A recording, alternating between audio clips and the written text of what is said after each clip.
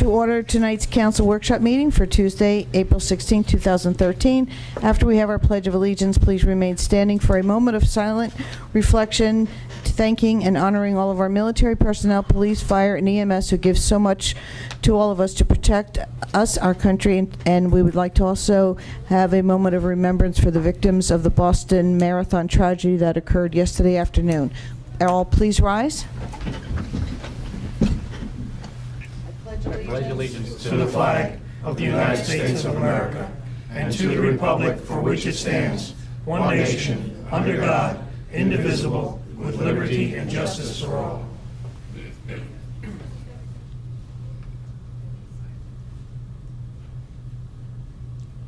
Thank you, everyone.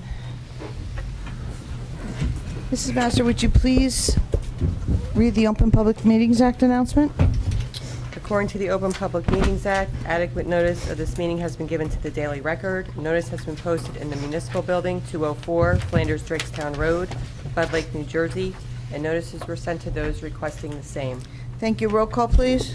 Mr. Ferrante. Here. Mr. Nacastro. Here. Mr. Perkins. Here. Mr. Roman. Here. Mr. Stazak. Here. Mr. Mania. Here. Mrs. Lebow. Here.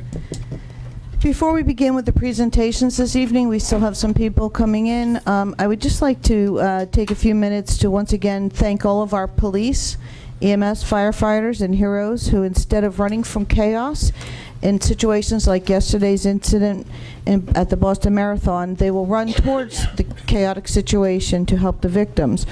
One woman was on Katie Couric's show this afternoon, and she was saying 1 minute she was watching her daughter run across the finish line for the marathon. Next minute she's laying on the ground and she's bleeding profusely. And she looks up to see a police officer very calmly telling her, "Stay calm, you'll be okay. Stay calm, you'll be okay." She looked down to see that she's bleeding, her leg is torn apart, and all she could remember was this officer being so kind and keeping her calm. And that's what happens in these emergency situations. Our police, our first responders, our firefighters, our military, they're there for us, keeping us calm, cool, relaxed in a very stressful situation. And for that, I think we owe them all a debt of gratitude, and I thank all of you for all of the time you spend, and you all put your lives on the line every minute of every day to help all of us. And I think, like I said, we all owe you a debt of gratitude. And with that said, I'd like Mayor Greenbaum, you have some presentations for us this evening. I would ask that you amend the agenda since the police department is here to take the police department awards first. Okay, we're going to move forward with the police. Chief Spitzer. I always start off by reading and then kind of go and wing it. I'm going to try to stick to reading so I don't forget anything tonight. Tonight we're here for a couple of reasons. The first is to present a civilian service award to somebody that helped us solve an important crime here in Mount Olive. And I would like to bring up Mr. Jones and his family. I'll explain as I go along.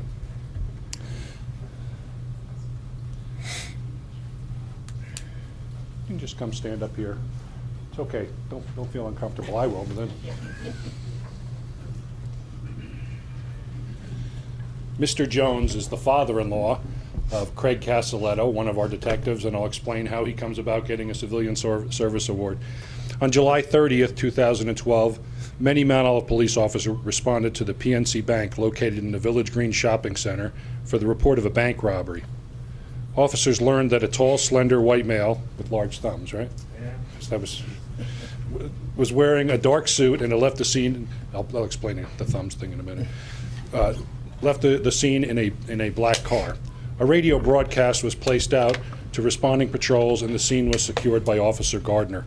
Officer Gardner learned that the suspect had provided a teller with a folded piece of paper stating that he would like to cash his check. When the teller opened the paper, she observed a threatening message demanding money, and she immediately realized it was a robbery. The teller gave the man the money, and he quickly left the bank. Detective Sergeant Walker, who's since retired, and Detectives Grabluski and Turner responded to investigate. Those detectives were ultimately joined by the Morris County Sheriff's Office, Criminal Investigation Section, the Morris County Prosecutor's Office Major Crimes Unit, the Federal Bureau of Investigation. The investigation ensued involving that ensued involved the interviewing of witnesses, employees, collecting video surveillance recordings, and canvassing the surrounding area. Early on in the investigation, detectives were able to identify similarities to several other bank robberies that had already occurred in New Jersey jurisdictions. Over the next few days, detectives conducted additional interviews and followed up on numerous investigative leads. Detective Turner was able to identify a black vehicle missing its rear hubcaps, which was possibly involved in the robbery. Over the next month, the suspect robbed 2 more banks in Lincoln Park and 1 in Long Branch and attempted to rob a bank in Kinnelon. On September 5th, Detective Craig Casaletto was off duty and was a passenger in a vehicle operated by his father-in-law, Mr. William Jones. That's right. Mr. Jones had traveled to the airport to pick up his daughter, and his son-in-law just arrived home from vacation.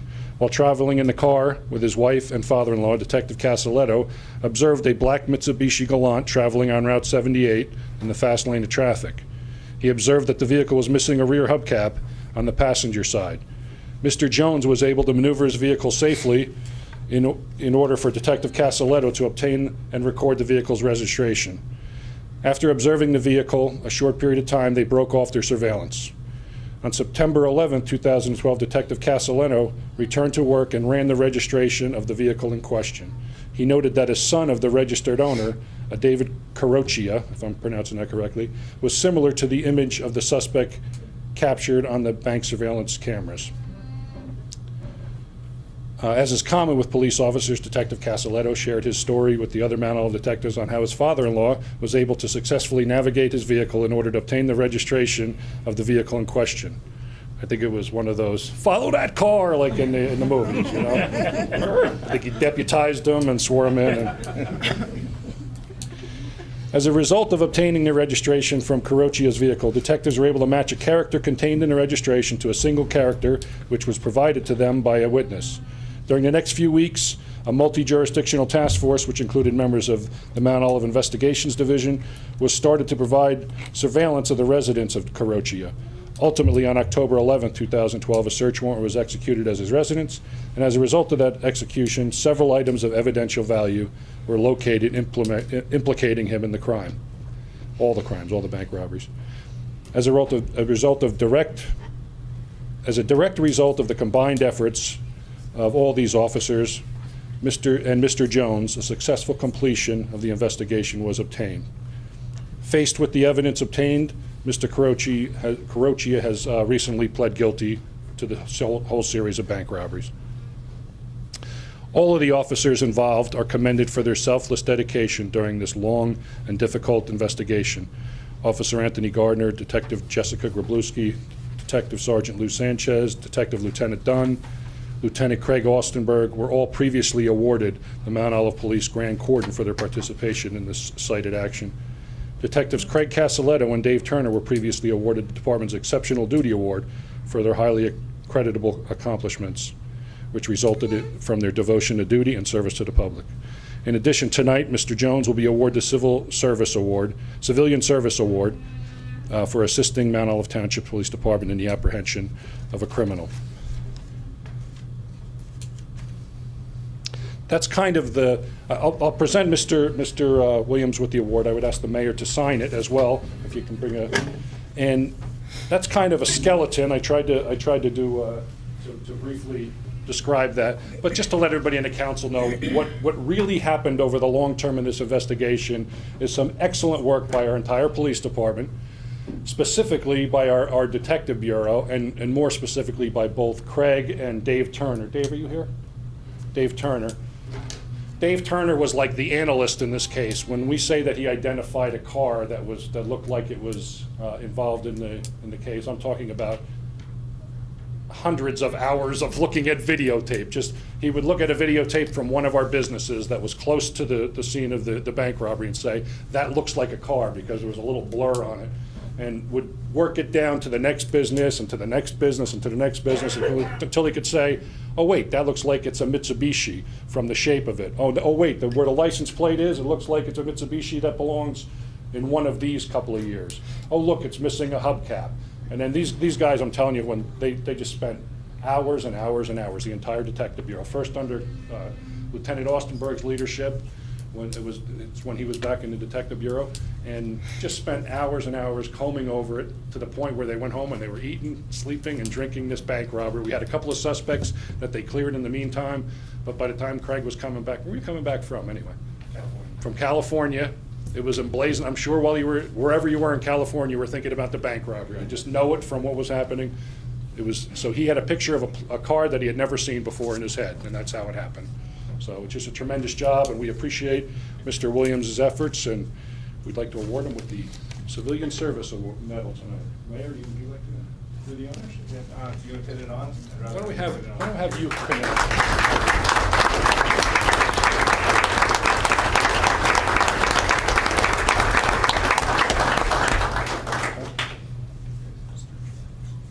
What did I just say?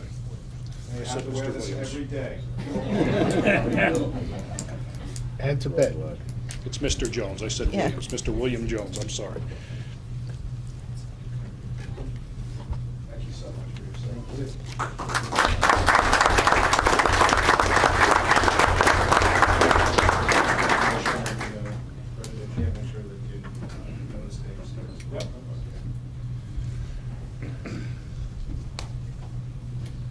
The next thing I wanted to talk about was our accreditation. I've been talking about it. I've been talking about it for almost 3 years now. Some time ago, we applied for accreditation. We applied on December 21st of 2010. I made application to the New Jersey State Association of Chiefs of Police Law Enforcement Accreditation Commission.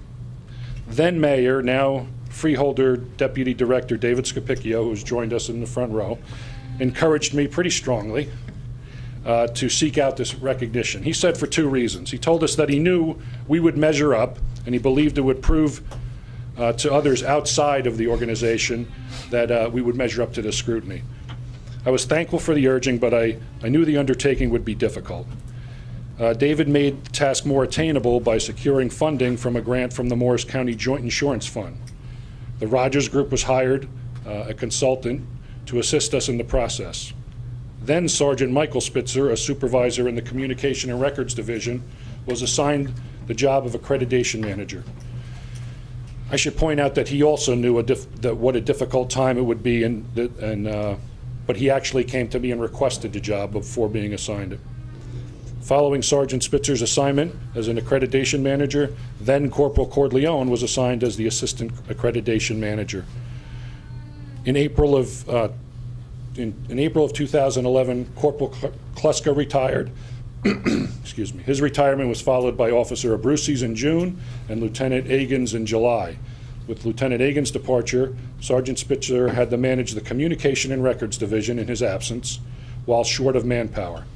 Sergeant Spitzer and then Corporal Michael Corleone additionally dealt with the challenge of the promotional process, of which they were a part. On September 1st, 2011, both those officers were promoted.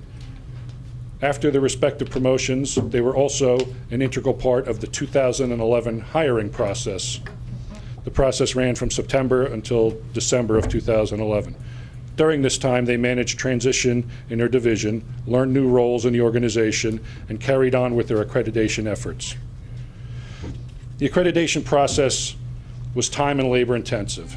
It necessitated our organization being in compliance with over 100 standards as set forth by the New Jersey State Association of Chiefs of Police. In order to accomplish this task, the assistance of subject experts was sought in writing policy. Subject experts come from within our police department. If you have, if you need to write a policy on evidence, you would go to the evidence technician, or if you needed a traffic policy, you'd go to the traffic experts. Accreditation included review of our policy and procedures off-site as well. An on-site inspection was conducted on October 21st and 22nd in 2012 by Chief Joseph Eisenhart of the Barrington Police Department and retired Lieutenant Dennis Van Anda of the Summit Police Department. During the course of their 2-day inspection, our accreditation team had to arrange for the assessors' stay, dinner, and the necessities, the housekeeping necessities. In addition, they arranged for a welcoming ceremony, a static display of our officers in different uniforms, a ride-along with one of our officers, and a clean and comfortable environment in which to review our files. Following the on-site inspection, assessors issued a report on our department and their opinion of our police department and efforts of our accreditation team.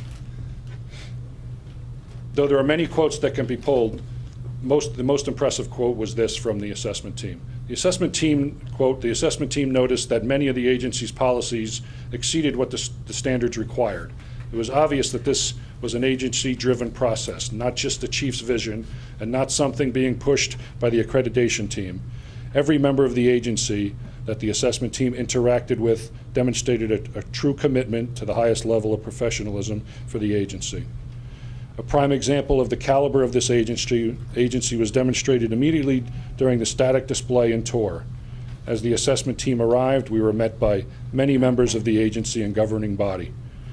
We were escorted through the officers standing at attention by Lieutenant Spitzer and Sergeant Corleone and accompanied by a bagpiper. After the Pledge of Allegiance, Chief Spitzer shared his welcoming comments. We were able to share in the pride of this agency in an integral way. It was a wonderful and humbling experience. On Thursday, February 14th, Captain Stephen Beecher, Lieutenant Michael Spitzer, Sergeant Michael Corleone, and I testified at the New Jersey State Association of Chiefs of Police Law Enforcement Accreditation Commission hearing on our application and assessment in Princeton, New Jersey. After we answered the questions relating to the assessment and our expertise, we were unanimously approved for our accreditation. The Mount Olive Township Police Department, being accredited by the State Association of Chiefs of Police, is a highly creditable accomplishment that brings public acclaim to our police department and profession. This accomplishment is due to the efforts of many, but without the leadership and devotion to duty of Lieutenant Michael Spitzer and Sergeant Michael Corleone in facilitating this vision, it never would have happened. Without Mayor Scapicchio's impetus and now Mayor Rob Greenbaum's endorsement and continual support of this program, it would not have happened. Today I'm pleased to be joined by Chief Christopher Wagner of the Denville Police Department. Chris is a Vice President of the New Jersey State Association of Chiefs of Police, and he is here to present the Certificate of Accreditation from the state chiefs to us. And I would ask that he do that now. On behalf of our agency, I would ask that Lieutenant Spitzer come up and accept from Chris. Chris is not holding it because he just had shoulder surgery. Good evening, ladies and gentlemen. And on behalf of the New Jersey State Association of Chiefs of Police, thank you first for having me here, and thank you, Chief Spitzer, for the invitation as well. I want to just echo some of the remarks of Chief Spitzer and make you aware of the magnitude of the program and the importance of the program. I am aware of the heavy lift that is involved in entering into the accreditation process because I'm just in the beginning stages of it myself at our police department in Denville. And I can tell you that it is a tremendous amount of work, and it does take a tremendous amount of dedication by not just one person or three people, but it needs buy-in by the entire police department. And I think the attendance of several of the members of your police department here tonight indicates that they understand and accept the accreditation as a great program. For the residents that are here tonight and for the council members that are here as well and the elected officials, know that this accreditation process protects you. It protects you to ensure that the police officers in your town are abiding by and acting under the best practices in law enforcement, the recognized practices nationally, all right, across the entire United States of America, the best way to do things. And that the Mount Olive Police Department has not only accepted those standards, but been tested and passed those standards, showing that they understand the policies and can operate under that as well. So my congratulations to Chief Spitzer and the accreditation team and the entire Mount Olive Police Department and the citizens of Mount Olive. Thank you very much.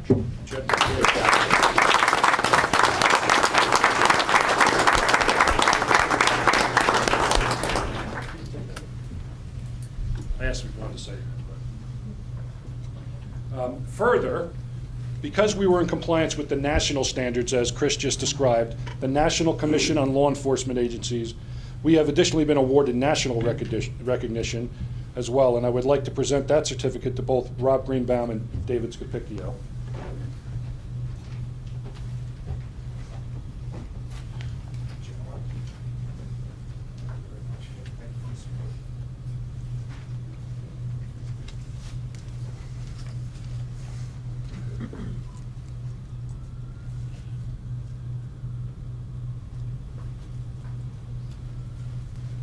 Would either of you guys, would you like to say something? You know, I would just like to congratulate you, Mark, and the whole... You need to go to the mic, David, I'm sorry. She just waits for the opportunity to yell at you. She always does. I would just like to thank you, Mark, and the whole Mount Olive Police Department. When I first asked Mark to do it, he was a little hesitant.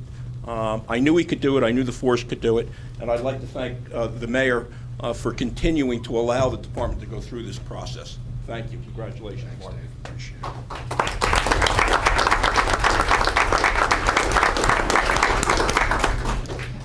Mark, I never had a doubt that you would be successful in the accreditation process. We have a tremendous police department, and you bring great pride to the township every day. Thank you.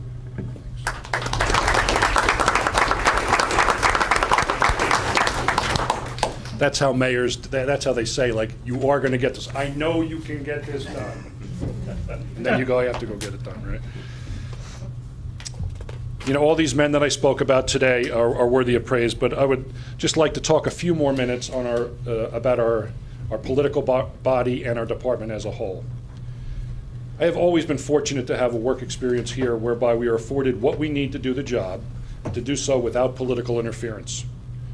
I do not often thank you for that, but I want you to know that it's truly appreciated. While you make it clear what your expectations are of the police department and the service to the public, it's also clear that you respect our police officers, and we thank you for that. And you allow them to do their work freely. It's very important, and it's absolutely noted. That faith is extremely important to us, much appreciated. That said, our police department has unfortunately been downsized recently, and we understand the economical reasons for that. I only tell you that to tell you this. I could not be any prouder of the efforts of the entire police department in reaching this tremendous goal of accreditation, while also picking up the pace on the call load. From top to bottom, from dispatcher to records clerk, we have a tremendous department, and I want to assure you all that you're getting your money's worth. Thank you very much for your time tonight and the opportunity to speak to you. I appreciate it.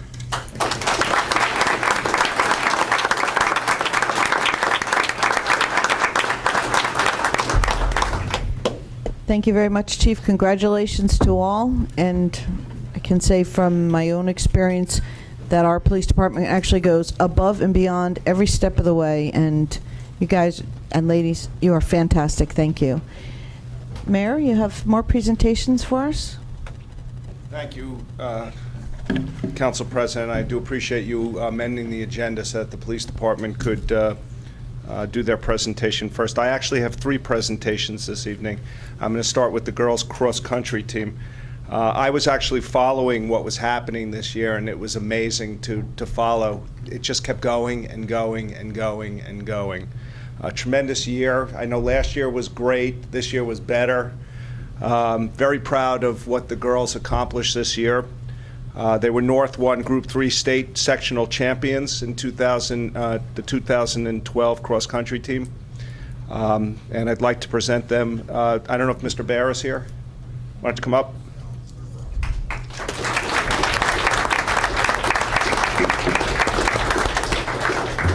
I don't know if you want to say a few words.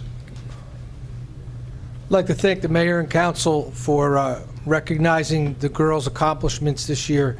You know, it was a long process that myself and the former head coach, Dave Sully, had worked on for the last couple of years. So we picked up our 13th state sectional title at Mount Olive, which is a record at the school, and we're planning on 14 in the fall. So we'll be back here again next year. Thank you very much. Thank you. I have certificates of achievement. I'd ask that after you come up that you just stay up here so we can do a picture afterwards. Alexandra Christian.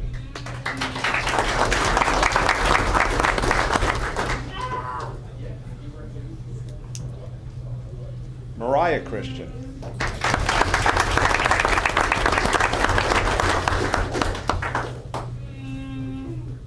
Sarah Christian.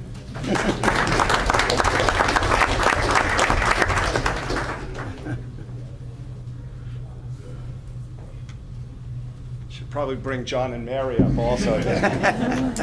Kara Jacobson. Marissa Carl.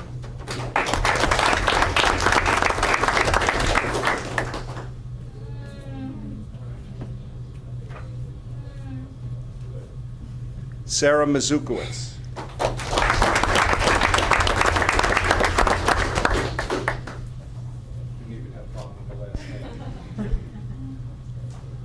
I was going to ask you if you practice, but I know Dave I know. Mazukowicz, so tell him I said hello, by the way. He's not here. Jackie Pignataro is not here. Michaela Poggi, not here. Must be out running somewhere. Aaron Schaefer.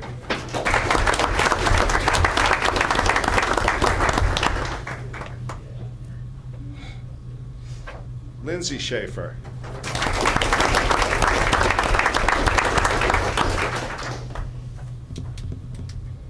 Must be something in the water on that portion of town. Jamie Tavillari.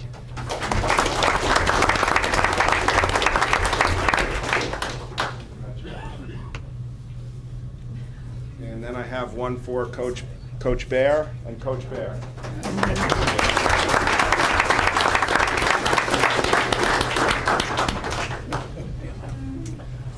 Squeeze him in, Mayor.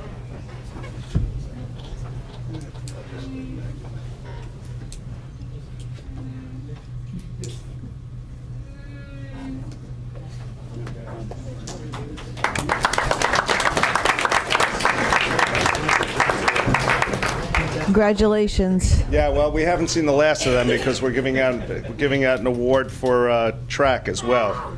Girls Winter Track. Once again, the girls' winter track team, North 1 Group 3 sectional champions. Congratulations. I don't know if any of the coaches are here. I saw Z is here. You guys want to come up?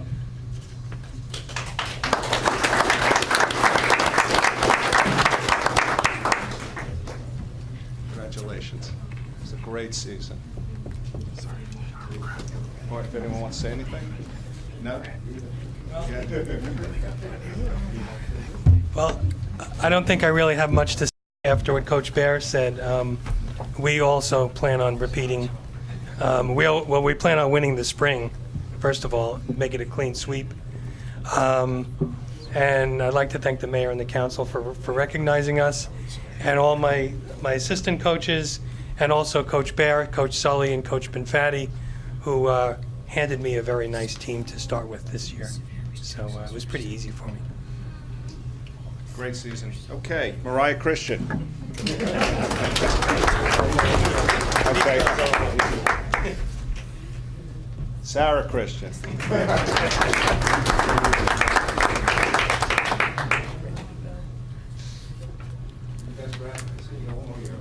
One more year. Good. Melissa Henry. Kara Jacobson. Marissa Carl.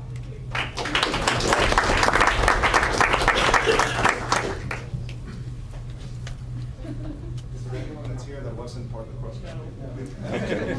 So Sarah Lieback is not here. Sarah Mazukowicz is here.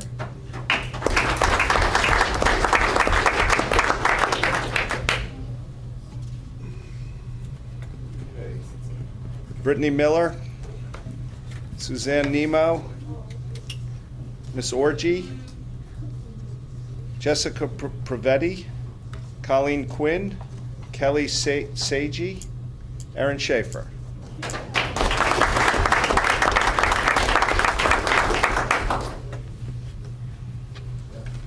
Lindsay Schaefer.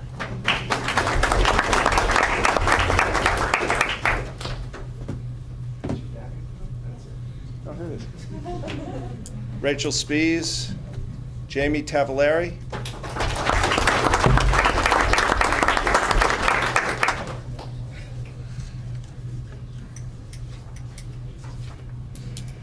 Alicia Warren, Lauren Wisniewski, and then for the coaches, Joe, yep, and Dennis, and Drew. I expect that you'll hang these, frame them and hang them in your room too.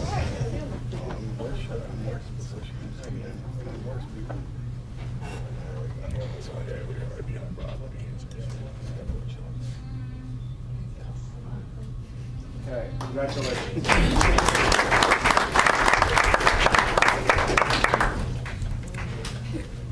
one more this evening. And this is quite an accomplishment on these great athletes. And these are achievements in the Special Olympics. And I have several awards to give out. The first is to Caitlin Fosterling.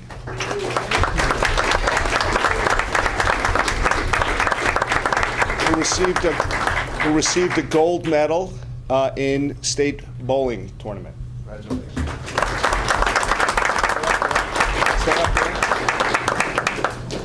Hillary Donald, who received a bronze medal in the state bowling meet.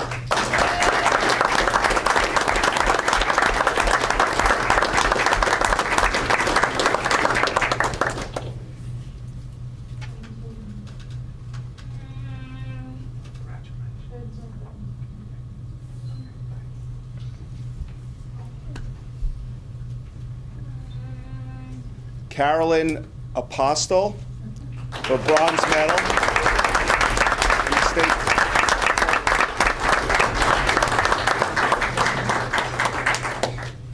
And last, Matthew Lavakia for a gold medal at the state bowling meet.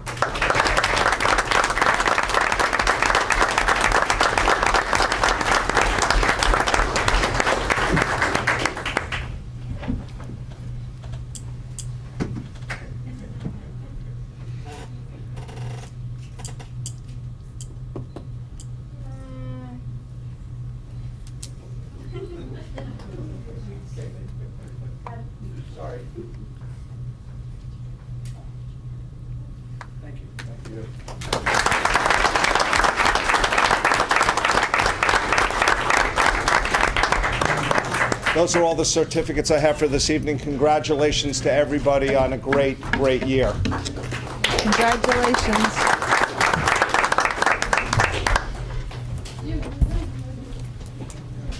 Thank you, Mayor. That's it's absolutely fantastic to be part of all of these presentations. Great job to everyone.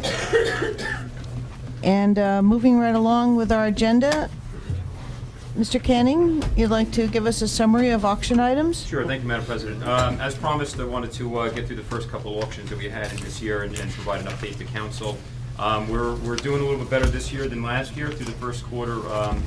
As part of our program to rid the township of excess property, we've sold over $20,000 worth of primarily vehicles, but also some electronics through Gov Deals. We took Councilman Roman's advice on this one. We put it out on Facebook a little bit more, so I'm hoping it had a little something to do with some of the higher prices that we received in the latest round of auctions.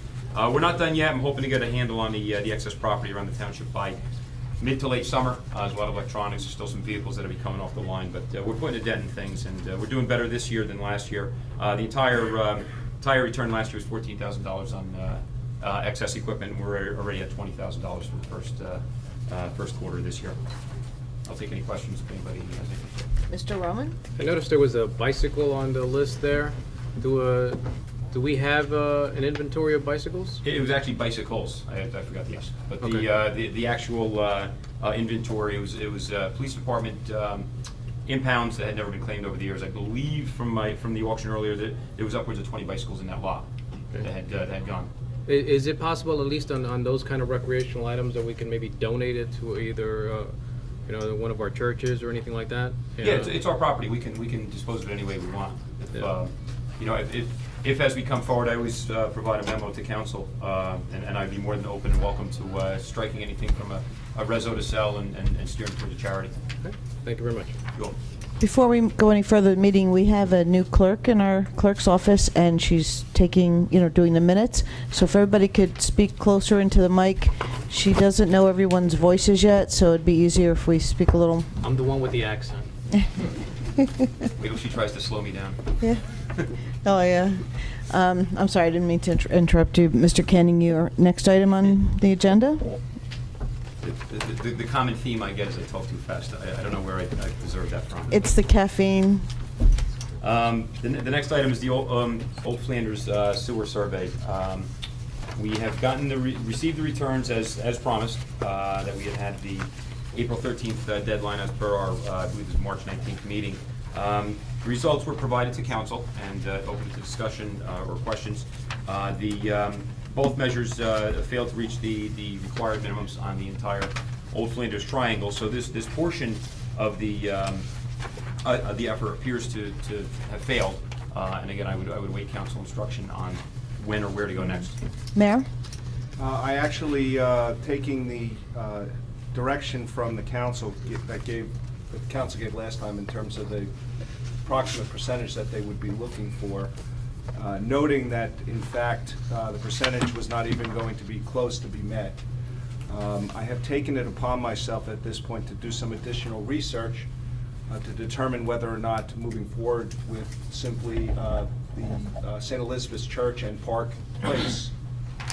And what I'm asking for council help with is to appoint a person to participate in a subcommittee with the administration and members of Park Place to get some additional information in terms of costs, in terms of how it will impact our municipal budget, to see what the percentage is on Park Place, to get the church involved, to see if they're willing to pick up a percentage.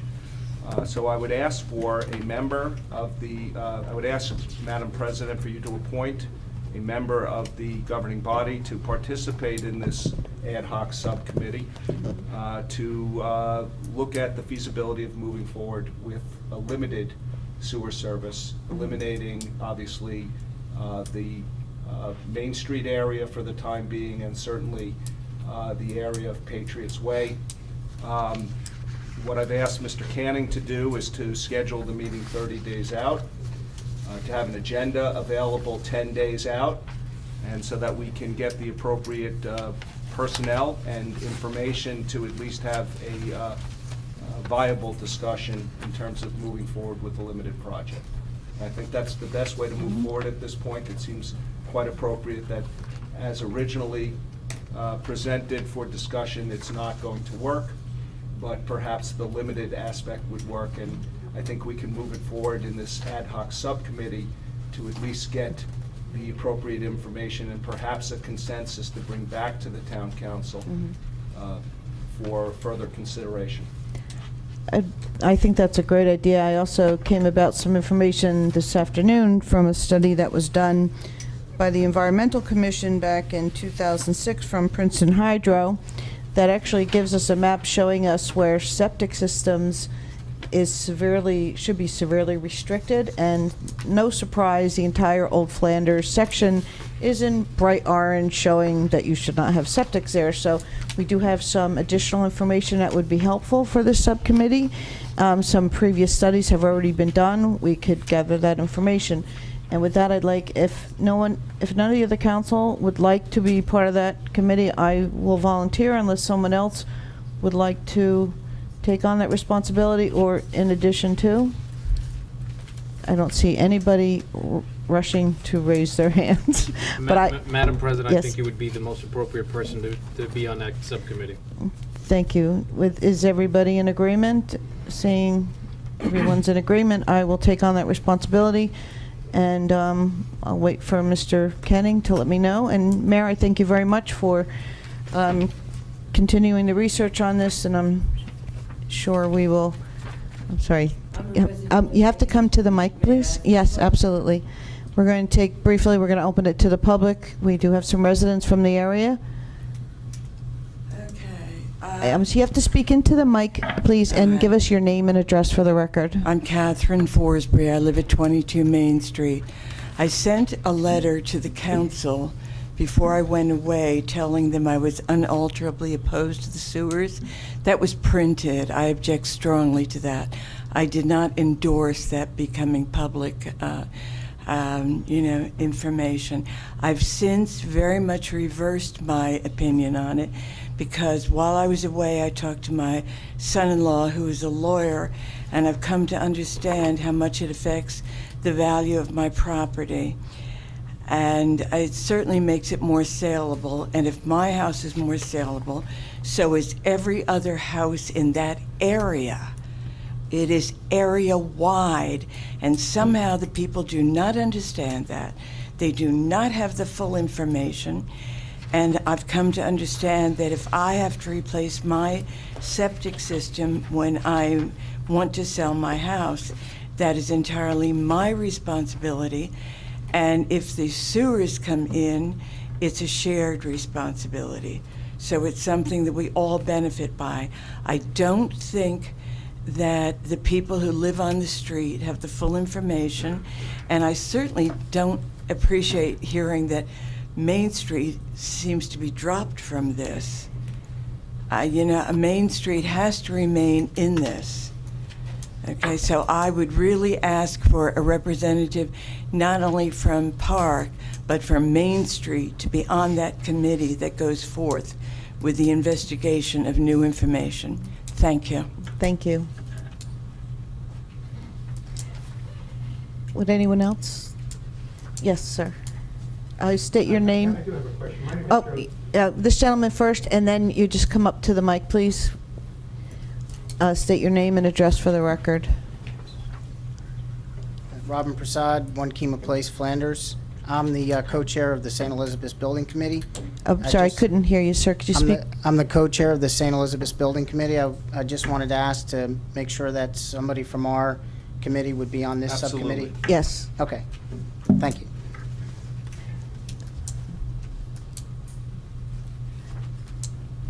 Just need your name and address for the record, sir. Thank you. My name is Joseph Troop. I live at 33 Park Place in the old section of Flanders. With regard to the change in your consideration of your sewer plans for the old town, you spoke of sectioning it off and concentrating on the Park Place. Is that correct? Is that what you had talked about? Yes. Concentrating in the Park Place area? Well, my question would be, is how you expect to absorb the cost and pass those costs along to the few people that live on that street? Hold on. Mayor? Part of the subcommittee is going to be to identify the costs, to get some idea in terms of what the value of your house may go up. Your ultimate responsibility in terms of impact would be to the value, not necessarily of what it costs per house, but the additional value to your house that the improvement brings. So it doesn't make any difference from an individual homeowner's perspective what the cost of the project is. The only thing that really matters from the individual homeowner's perspective is how much does the value of your house go up based upon an appraisal which is done by an independent appraisal company. Okay, why, okay, thank you, I appreciate Yes. that answer. So we're looking at a project now which is limited in scope. The cost is estimated to be someplace between, the initial cost was estimated to be someplace between $850 and $1.4 million. We don't know at which end we'd end up. We have to take a look at a worst-case scenario, get some kind of idea, and this is all the things that are going to be fleshed out in the subcommittee. Right, I mean, I can do the arithmetic too, okay? It's not an arithmetic thing, because you don't know how much your house is going to.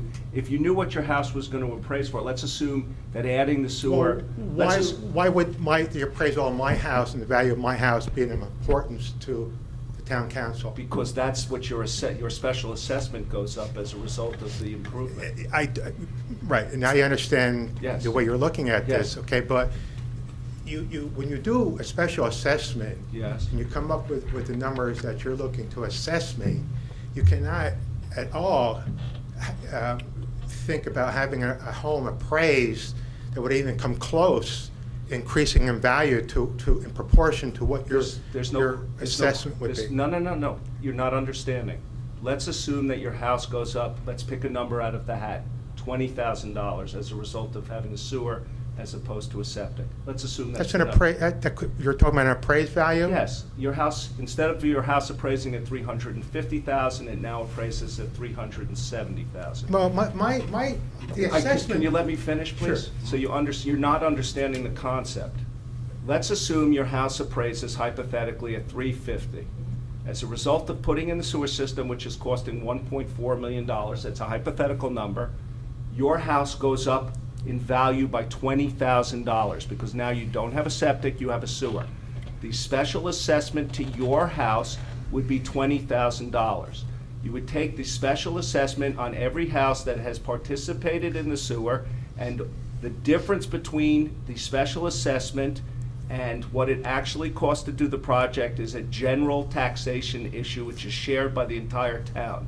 Okay, thank you. Your special assessment carries a term with it, does it Yes. not? Yes. Okay, but you mentioned the figure of $20,000. Yeah, it's a hypothetical, yes. Hypothetical, but that's not a term assessment. That $20,000 assessment is assessed over a period of time. Correct.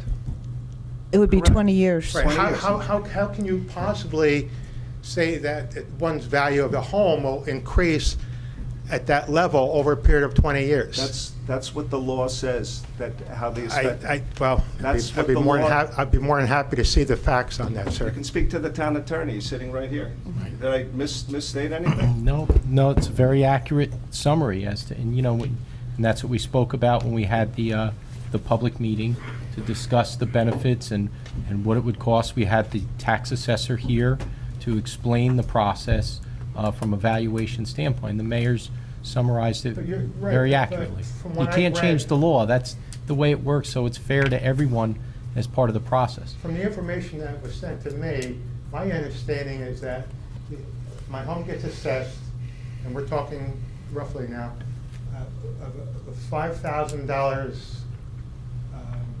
$5,000 a year for over a period of 20 years. Is that incorrect? No, it's. No.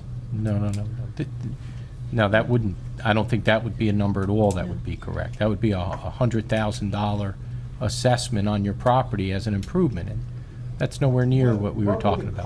What would the lien be on the home over the period of the time that you want to do your assessment? It would be the amount, What is that amount to? it would be the amount of the benefit that the assessor would place on the property. So if the assessor placed a $20,000 benefit on the Over property. 20 years. Over 20 years? You- Plus the percentage of interest. Right. So you'd be paying back $1,000-something per year over 20 years. Plus whatever minimal differential in your tax increase, because the entire town would be picking up the difference in value. So let's assume that half of it gets picked up through the special assessment, then or if we were able to get grant money, then there would be some differential amount that everyone in town, including myself, every member sitting up here, everyone in town would be paying as part of this project.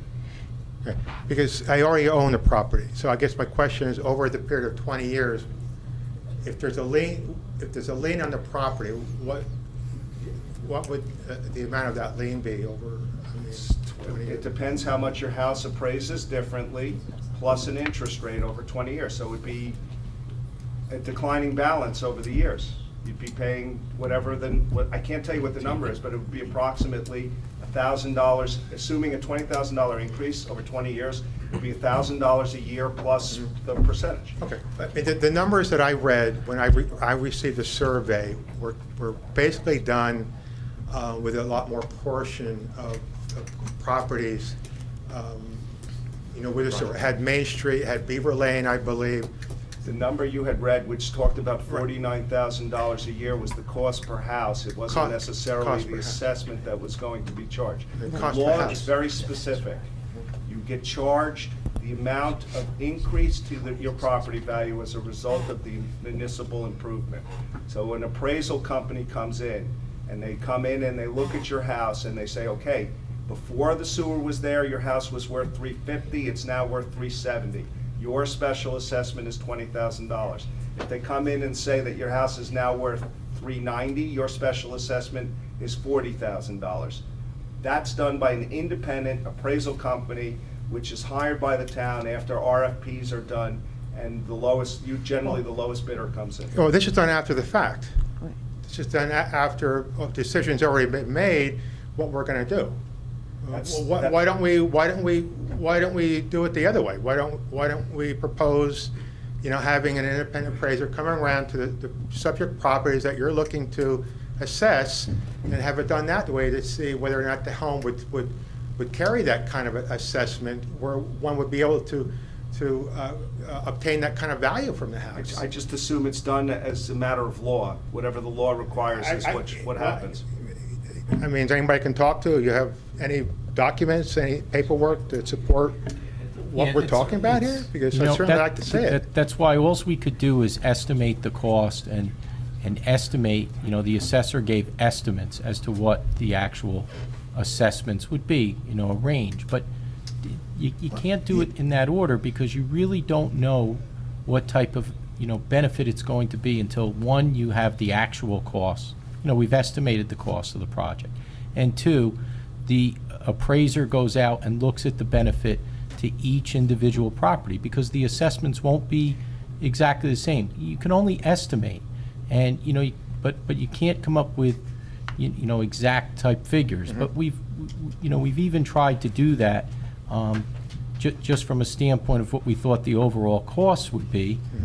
But again, as the mayor said, if the overall benefits do not equal the cost of the project, then the taxpayers pay that difference. So you really don't know. The market conditions could change by the time the project's done. It's generally something like 4 years, but Well, between. I could see if someone is in a position where, they're going to be moving out of the home in 5 years, and this would put a tremendous amount of value into my home. But what about people that are not looking to move out of the area and that have had the home and so forth?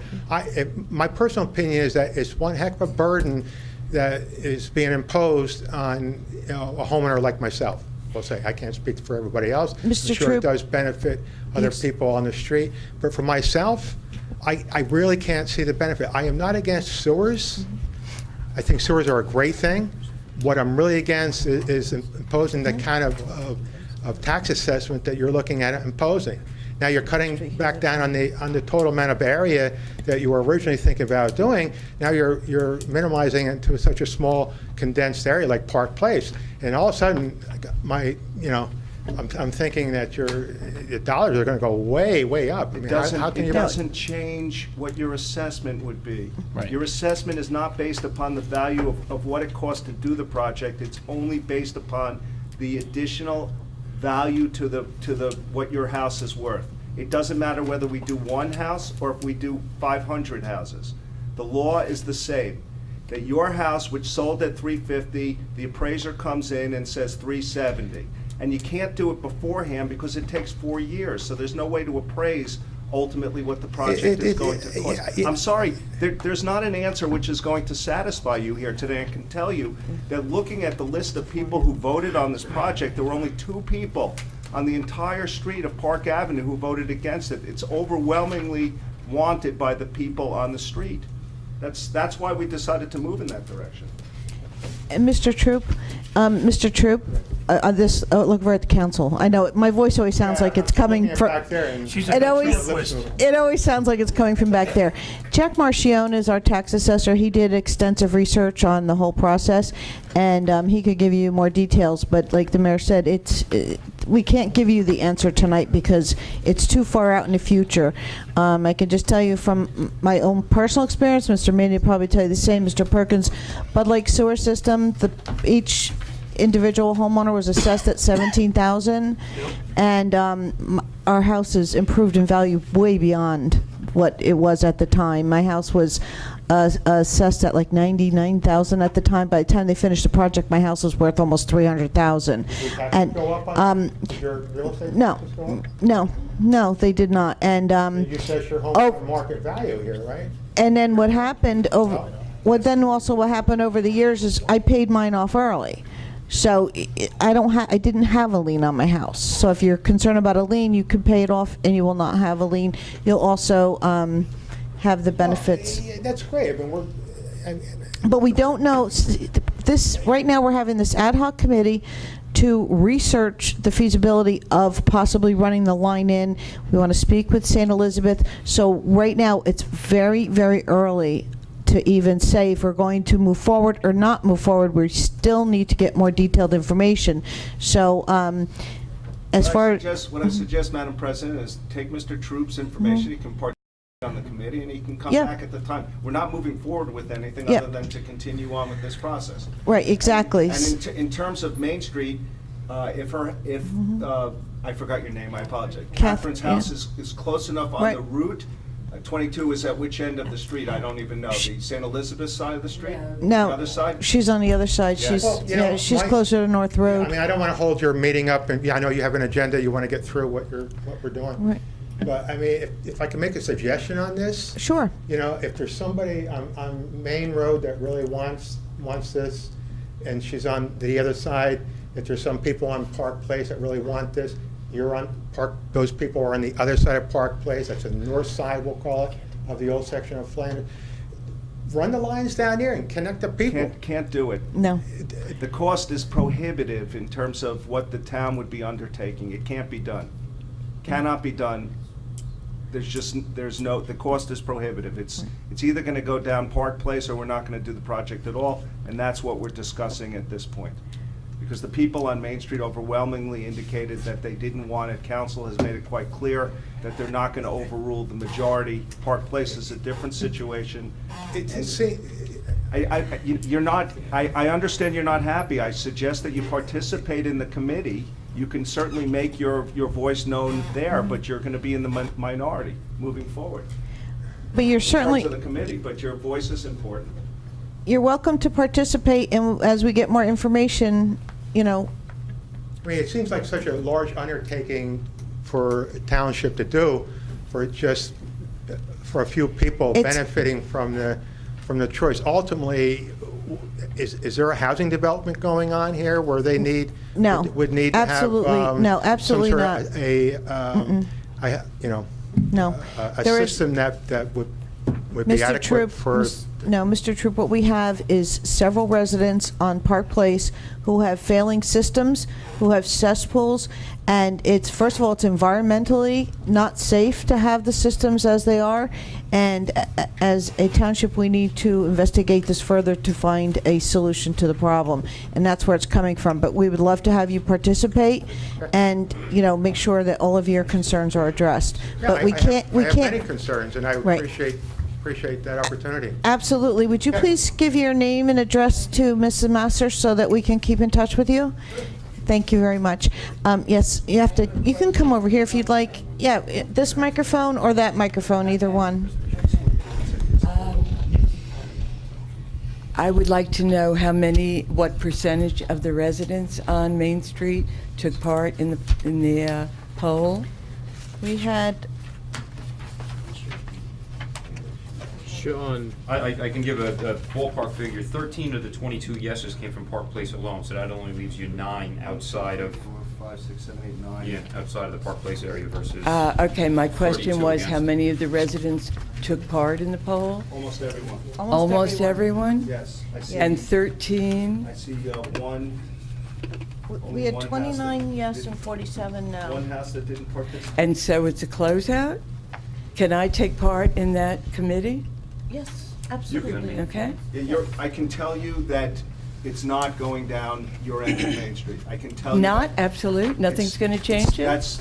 That's what was decided by the town council in terms of the percentages that they were looking for. It is cost prohibitive to run the sewer main down the road. The people don't want it, and Is that because more people at my end of the street voted against it? almost or- everybody on Main Street voted against it.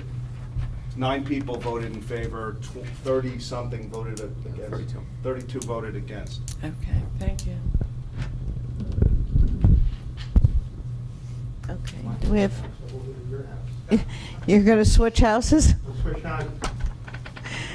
Okay. Do we have any other questions from the public this evening? Seeing none?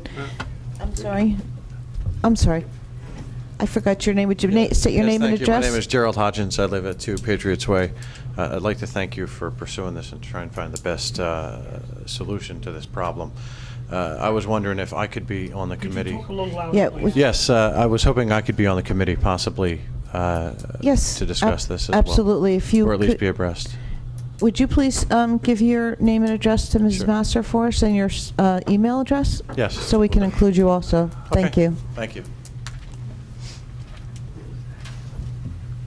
Anybody else?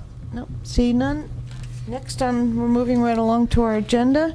And Mr. Kenning will let us know. It'll be in about 3 to 4 weeks, and we'll start our meetings. We're going to have the agenda in 10 days. It'll be scheduled 30 days out. Okay, we'll have the agenda in 10 days, and we'll schedule it 30 days out. Next on our agenda, we have Gold Mine Road drainage issues. Boy, it's just a wet evening tonight. What's that? Wet evening tonight. We have drainage issues on Gold Mine Road. Drainage all over the place. Gold Mine Road, this is a long-standing issue we became involved in about a year ago, and it has to do with 2 residences on Gold Mine Road and the Loop Plus out on Route 46. It's going back to about the year 2000, and we ended up having to do a lot of research on this and trying to bring the stakeholders together on this. Normally, this is not an area we would venture into. However, this is somewhat of a unique situation because of the grayness of some of the records going back to the year 2000, and we felt that the township, in this instance, could provide a cost-effective solution, provided the legal protection of a 30-day temporary easement, which is what we're seeking. The initial proposal between the 3 homeowners had to do with a proposed new drain pipe from the back of Mr. Castercom's property at number 7 Gold Mine through the Loop Plus internegotiations. That kind of bogged down a little bit with requests for permanent easements, which we adamantly refused to enter into. The solution looks like we're going to be able to arrive at. Now the problem here is there's severe flooding in the back of 7 and 9 Gold Mine Road due to a drainage issue. And in speaking with Gene and Timmy Quinn, it looks like a Type E inlet may solve the problem. It's a very cost-effective solution for the township. Again, normally this is not an area we venture into. However, in this instance, we feel there is an exception, a compelling public interest due to the longstanding issue here. So we're recommending enter into a 30-day easement, or DPW can place into Type E outlet very quickly and be done with it. And then after that, it's very clear from our agreement with the homeowners, the township's obligations are done. At that point, it is theirs, and that's the only reason we're considering this solution for the homeowners request. And you spoke with Sherry, everybody's on board, the residents, they understand? Yeah, we've had multiple meetings. This issue's been going on now for probably about 10 months. Yeah. 10, 11 months, and it looks like we finally have a resolution to the problem. Great. It's been going on for years. It's been going on for years, but... It's got to get resolved. Yes, absolutely, I agree. Yeah, Mr. Sean, do we Mania? know what caused this problem? Yes, we do. The records are murky on this, and we're not sure if there was an omission on anybody's part, whether it be the township or somebody else's. Again, the details on this are the cause for the concern, which is why we're involved in this. So it's a substandard drain pipe and a substandard inlet from the time of the Loop Plus construction. Again, it impacted properties beyond Loop Plus. And the township was perfectly involved in this, so we feel we could provide a effective solution that would make everybody satisfied and our obligations would end. Mr. Samro, did you want to comment? Do we have any idea of what one cost second. is involved here? A Type E inlet and 3 labor hours, maybe $600. Insignificant. Insignificant. Okay. Yeah, I just want to say that I think what Mr. Canning did is excellent work, because, we run into there's so much litigation out there in case law that is all over the place when it comes to drainage right now in public entities. And so to take this issue and it is a public concern, but also in consideration of what we're going to do, to have the property owners understand that, at the conclusion of this process, the township's responsibility is going to come to a conclusion. I think it's really a great way to work, based on what the climate is out there and issues relevant to drainage. I just really applaud those type of efforts, so it's a nice job. Thank you very much. Okay, any other questions regarding this? Seeing none, I agree. Great job on that, Mr. Canning. Thank you. Thank you very much. We're not going to have the tree bank. That's scheduled in 2 weeks, I understand. Correct. And any question on any of the resolutions for this evening? Okay, seeing none. Any questions on the ordinance? Seeing none. Anybody have old business we'd like to discuss? Oh, I'm sorry. Yeah, I just want to talk about the tree banking. And speaking to Howie Weiss, the planning board, it doesn't seem like it's necessary to have the planning board get involved in the use of the tree bank. I thought it was more appropriate that the council make the decision, saves time, gets it through. They're minor issues. So that's why we're going to bring a change to the tree bank. It's just going to cut out the planning board and let the council approve the expenditures from the tree banks.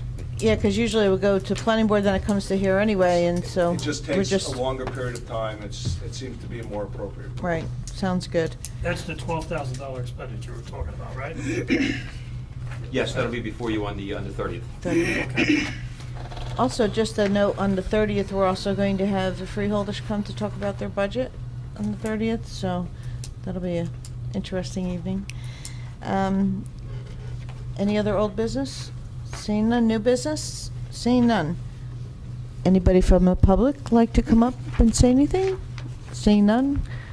Closed to the public. May I have a motion to adjourn to the public meeting? Second. All in favor? Aye. Alrighty. Mrs. Masser, would you please read the Open Public Meetings Act announcement? According to the Open Public Meetings Act, adequate notice of this meeting has been given to the Daily Record. Notice has been posted in the Municipal Building, 204 Flanders Drakestown Road, Bud Lake, New Jersey, and notices were sent to those requesting the same. Thank you. Roll call, please. Mr. Ferrante. Here. Mr. Nacastro. Here. Mr. Perkins. Here. Mr. Roman. Here. Mr. Stazak. Here. Mr. Mania. Here. Mrs. Laybow. Here. Okay, approval of our minutes. Mr. Ferrante, would you please approve our minutes? Sure, I Or move to move our approve- minutes. I move to approve the workshop of March 19, 2013, the workshop, public meeting, and closed session of April 2nd, 2013. I'll second it. Any discussion? Seeing none, roll call, please. Mr. Ferrante. Yes. Mr. Nacastro. Yes. Mr. Perkins. Yes. Mr. Roman. Yes. Mr. Stazak. Yes. Mr. Mania. Yes. Mrs. Laybow. Yes. I just want to ask a question, procedural question, Mr. Semro. When we have minutes, we have everybody present. Can we just make a motion all in favor, or do we have to each individually? You know, I do think the formal roll call is Okay. good, because it's the permanent record of the Okay. municipality. I just wanted to make sure. I was just trying to find ways to expedite the meeting. Correspondence, we have 39 pieces of correspondence this evening. Does anybody have any correspondence that they'd like to address, have any questions on? Seeing none. Moving right along. Ordinances for public hearing. We have, hold on. One for second reading. I open the hearing to the public on ordinance number 13-2013, an ordinance of the Township of Mount Olive in the County of Morris, State of New Jersey, providing for the installation of a yield sign at the intersection of Carson Road and Delbar Road, to be incorporated into Chapter 245 of the Mount Olive Township Code. Mr. Nacastro. Yes, thank you, Madam President. I move for adoption and final passage of ordinance number 13-2013. Thank you. Second. Second. Do I hear any discussion from the public? Officers, you're gonna, no? Okay, I didn't know if you were gonna make a comment. In case if we need you. We always need you. Any discussion from the council? Alrighty, seeing none. Roll call, please. Mr. Ferrante. Yes. Mr. Nacastro. Yes. Mr. Perkins. Yes. Mr. Roman. Yes. Mr. Stazak. Yes. Mr. Mania. Yes. Mrs. Laybow. Yes. Alrighty, we have ordinance number 13-2013 is passed on second reading, and I hereby direct the clerk to forward a copy of the same to the mayor and publish the notice of adoption as required by law. Alrighty, ordinance number, we have one for first reading. Second reading is going to be on April 30th, 2013. Ordinance number 14-2013, an ordinance of the Township of Mount Olive and back up. An ordinance of the Township of An ordinance of the Township. What did Town- you do to me? It's supposed to be an ordinance of the I know. Township Council of the Township of Mount Olive. Right, we had a little bit In of a the county typo of here. In the Morris. county of Morris. They did this on purpose. An ordinance of the Township of Mount Olive in the County of Morris, State of New Jersey, to amend the supplement ordinance number 52-2013, entitled, An Ordinance of the Township of Mount Olive authorizing certain stop intersections. Mr. Perkins. Madam President? Yes, sir. It's 52-2002. You said 2013. Oh, thank you very much. I stand corrected. It's supplement ordinance number 52-2002.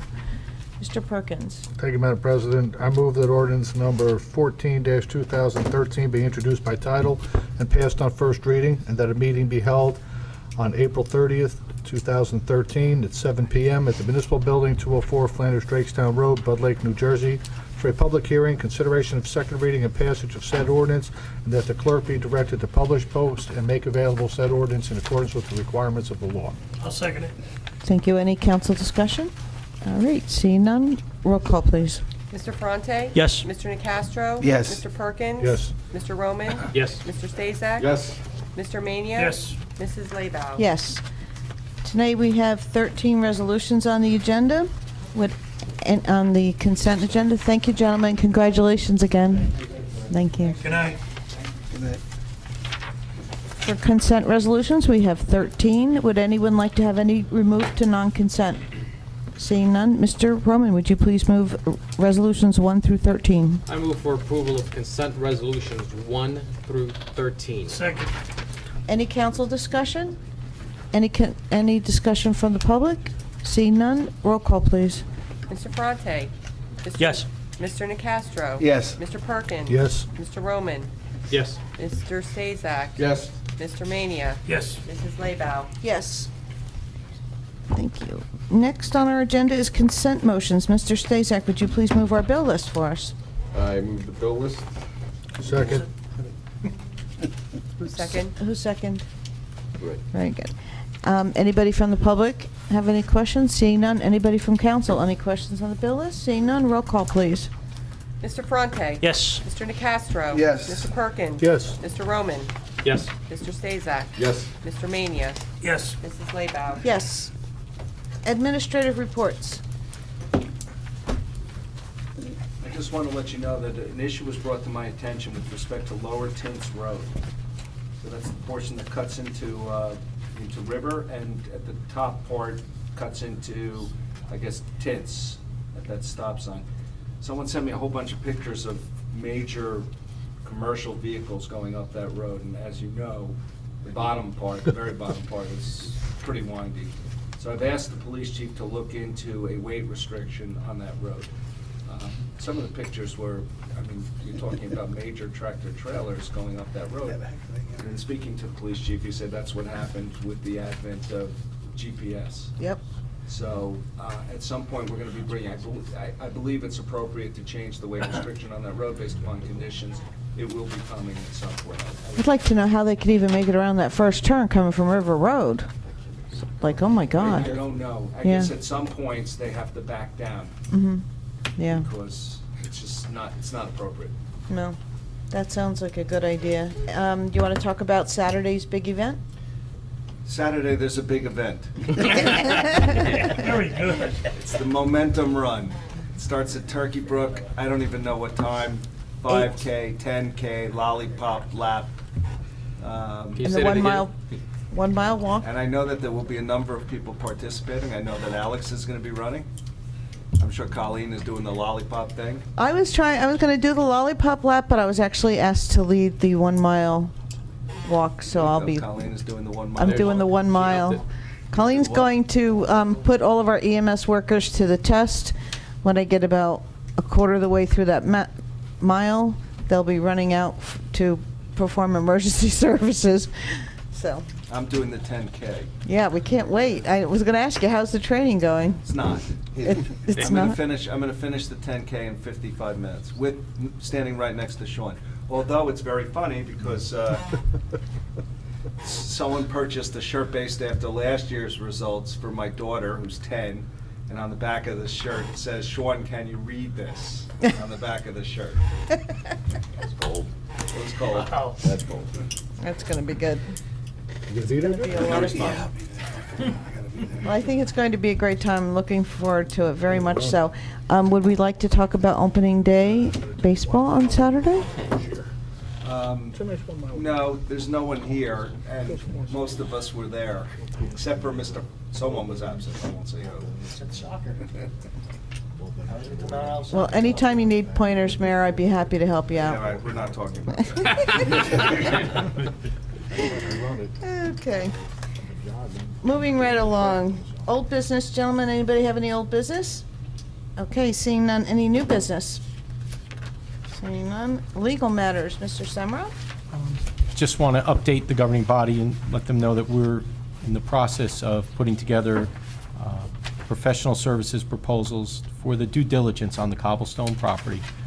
We're looking at a Phase 1 environmental analysis, and probably, once we confer with Homeless Solutions, probably something related to the water, the actual well, and the ability to provide water for the site. But we'll have those resolutions at the next meeting to go ahead with the due diligence aspect of the Cobblestone. Hopefully, what'll be an acquisition. That's my report. Very good, thank you. Council reports, Mr. Ferrante, would you please give us your reports? I only have Bud Lake Association has their annual cleanup on May 18th. Very good. Watch out for the snakes, they're always fun. You mean up here? I'm talking about down at the lakes. I one time went to grab what I thought was a branch, found out it was a snake. Needless to The snake fell. The next on here, we have Mr. Mania. Would you? Nothing on the senior citizen, but planning board, you have a report about the tree bank. We discussed that at length. And we have an Eagle Scout, Justin Stone, who's going to be planting right in front of the municipal buildings. And he's going to be assisted by Jim Lynch. So it's a nice project. Very good. And we approved a variance, and that was pretty much it. We have another meeting this Thursday. Very good. I'll be attending with one eye. With one eye? Yeah, I'm going to have surgery tomorrow, cataract surgery. good luck. So I'll have one eye covered, and I'll try to make sure I get a report with the one eye. There you go. I'll do my best. Very Works for good. me. I'm sure you'll do great. You'll do really well. Next, we have Mr. Nicastro. Yep, Open Space Committee. This weekend is Trail Works Days. Sunday, they're looking for people from 1 to 4 to clean up. And next Saturday, or May 11th on Saturday from 9 to noon. Anyone interested can contact the Rec Department for more information. And nothing on economic development. Excellent. Mr. Perkins? Nothing to report. Nothing? Mr. Roman? On Board of Education, some of you may be aware the busing issue is going to be done internal.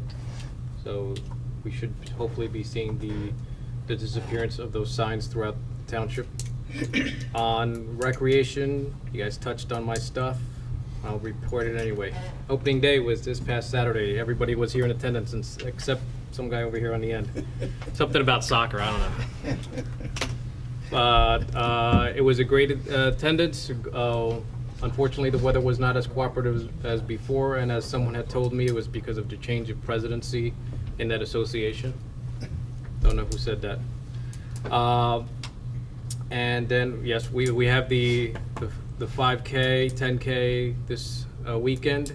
And since you're already doing the 10K, Mr. Mayor, I acquiesced and I will be doing the 5K. The You know, five? The 5K, yes, because we should represent every event. You're doing the 1 mile, so I was gonna do the 10K, but since Mr. Mayor was so Do you want to wholeheartedly switch wanting with to do him, it. Mayor?